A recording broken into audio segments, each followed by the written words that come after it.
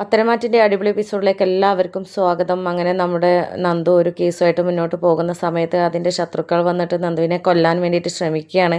നന്ദു സഞ്ചരിച്ചിരുന്ന ആ ഒരു ജീപ്പിന് നേരെ ഒരു ടെമ്പോ വന്ന് ഇടിച്ചിട്ട് തെറിപ്പിക്കുന്നുണ്ട്.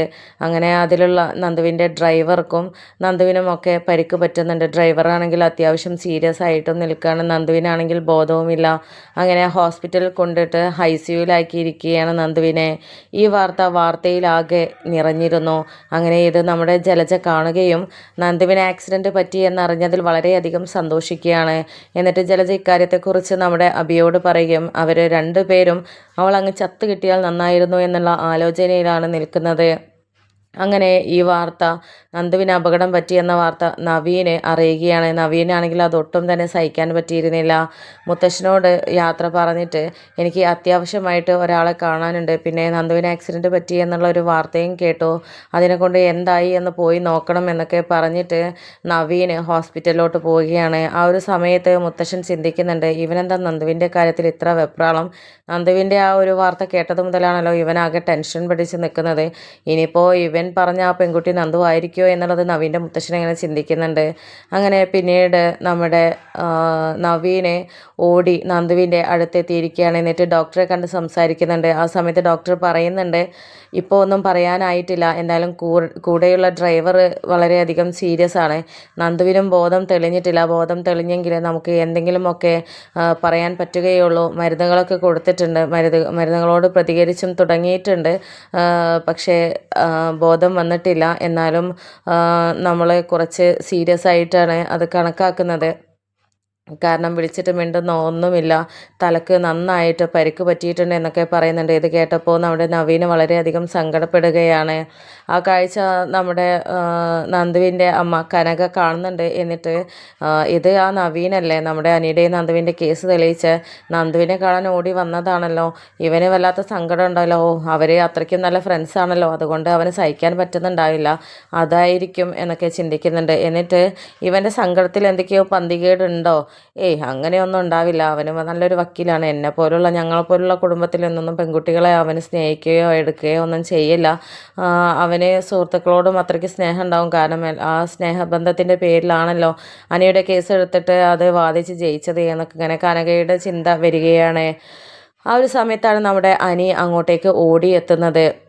അപ്പോൾ നവീൻ അവിടെ കണ്ടിട്ടാകെ ഞെട്ടിത്തരിച്ച് നിൽക്കുകയാണ്. എന്നിട്ട് ചോദിക്കുന്നുണ്ട്, നവീനോ നീ ഇവിടെ എത്തിയോ എന്നൊക്കെ പറയുമ്പോൾ, പിന്നെ ഞാൻ സ്നേഹിക്കുന്ന പെൺകുട്ടിക്ക് അപകടം പറ്റിയെന്നറിഞ്ഞാൽ ഞാനല്ലേ ആദ്യം ഓടി വരേണ്ടത്, നീ എപ്പോഴാണ് വിവരം അറിഞ്ഞത്? നിന്നെ ഞാൻ വിളിക്കാൻ വിട്ടുപോയിട്ടോ, ആ ഒരു ടെൻഷനിലേ, കാരണം നന്ദുവിൻ്റെ അവസ്ഥ എന്താണ് എന്നുള്ളത് അറിയാഞ്ഞിട്ട് എനിക്ക് ആകെ വേവലാതിയായിരുന്നു.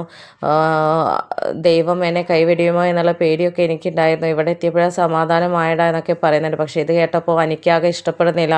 ഞാൻ സ്നേഹിക്കുന്ന പെൺകുട്ടി ഇവൻ അങ്ങനെ ഇതാക്കണ്ട എന്നൊക്കെ ഇങ്ങനെ ചിന്തിച്ച് നിൽക്കുന്നുണ്ട്. എന്നിട്ട് ഡോക്ടറോട് ചെന്ന് കാര്യങ്ങളൊക്കെ അന്വേഷിക്കുന്ന സമയത്ത് നന്ദുവിന് ബോധം വന്നിട്ടില്ല എന്നൊക്കെ ഡോക്ടർ പറയുന്നത് കേട്ടിട്ട് എനിക്കാകെ സങ്കടം വരികയാണ്.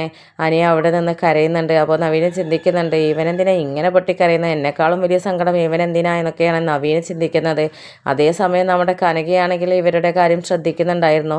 എന്നിട്ട് അനിയോട് പറയുന്നുണ്ട്, അനി നീ എന്തിനാ ഇപ്പോൾ ഇങ്ങോട്ട് വന്നത്, നിൻ്റെ അമ്മ കണ്ടാൽ ഇനിയിപ്പോൾ അത് മതിയാവും എന്നൊക്കെ പറയുമ്പോൾ, അത് പിന്നെ ഞാനെങ്ങനെ വരാതിരിക്കും, എൻ്റെ ഫ്രണ്ട്സല്ലേ, പിന്നെ ഞങ്ങൾ തമ്മിലുള്ള ബന്ധത്തെക്കുറിച്ച് അമ്മയ്ക്ക് അറിയാവുന്നല്ലേ, പിന്നെ എന്തിനാ അമ്മ ഇങ്ങനെയൊക്കെ സംസാരിക്കുന്നത് എന്നൊക്കെ പറയുമ്പോൾ, അത് നിൻ്റെ അമ്മ ഇതുവരെ അംഗീകരിച്ചിട്ടില്ലല്ലോ മോനെ, പിന്നെ നീ ഇങ്ങോട്ട് വന്നു കഴിഞ്ഞാൽ അത് പ്രശ്നമാവേണ്ട എന്ന് കരുതിയിട്ട് വന്നതാണ് എന്നൊക്കെ പറയുകയാണ്.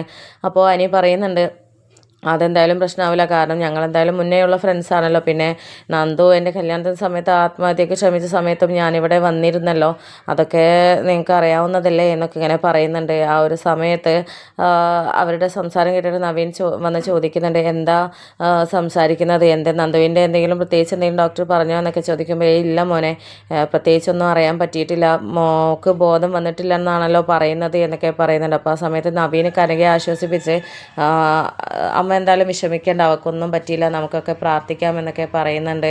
അപ്പോൾ അനിയോട് കനക ചോദിക്കുന്നുണ്ട്, ഇവന് നന്ദുമായിട്ട് നല്ല അടുപ്പാണല്ലേ, അതാണല്ലേ ഇവൻ ഇത്ര സങ്കടം എന്നൊക്കെ പറയുമ്പോൾ, അതെ അവർ നല്ല സുഹൃത്തുക്കൾ ആണല്ലോ, അവർ കോളേജിൽ പഠിക്കുന്ന സമയത്തെ അവർ അറിയാമല്ലോ, അതുകൊണ്ടാണ് അവനിത്ര സങ്കടം എന്നൊക്കെ പറയുന്നുണ്ട്.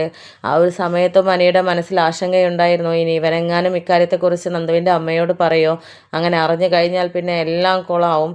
കാരണം നന്ദുവിൻ്റെ അമ്മ ഈ കല്യാണം നടത്താൻ ശ്രമിക്കുകയും ഞങ്ങൾ തമ്മിലുള്ള കല്യാണം നടക്കാതിരിക്കുകയൊക്കെ ചെയ്യും. അതുകൊണ്ട് അത് ഒരിക്കലും ഉണ്ടാകാൻ പാടില്ല. നവീനെ എങ്ങനെയെങ്കിലും ഇവിടെ നിന്ന് പറഞ്ഞയക്കണം, ഇവിടെ നിർത്താൻ പാടില്ല എന്നൊക്കെ ചിന്തിക്കുന്നുണ്ട്.